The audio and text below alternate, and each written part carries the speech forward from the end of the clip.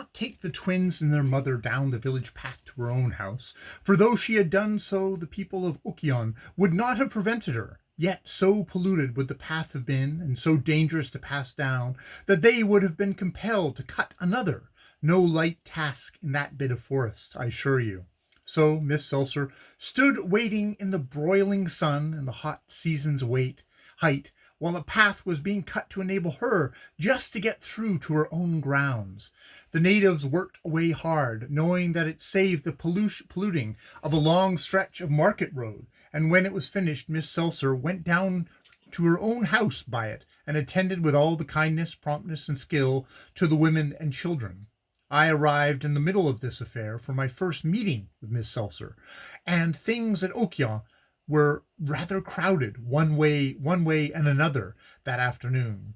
All the attention one of the children wanted, the boy, was there, for there was a boy and a girl, was burying, for the people who had crammed them into the box had utterly smashed the child's head. The other child was alive, and still a member of that household of rescued children, all of whom owe their lives to Miss Seltzer.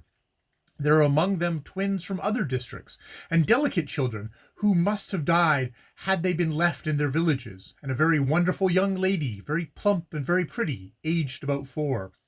Her mother died a few days after her birth, so the child was taken and thrown into the bush by the side of the road that led to the market. This was done one market day some distance from the Okion town. This particular market is held every 9th day, and on the succeeding market day, some woman from the village by the side of Mrs. Seltzer's house happened to pass along the path and heard the child feebly crying. They came into Miss Seltzer's yard in the evening and sat chatting over the day's shopping, etc., and casually mentioned in the way of conversation that they had heard the child crying, and that it was rather remarkable it should still be alive. Needless to say, Miss Seltzer was off and had that waif home. It was truly in an awful state, but just alive.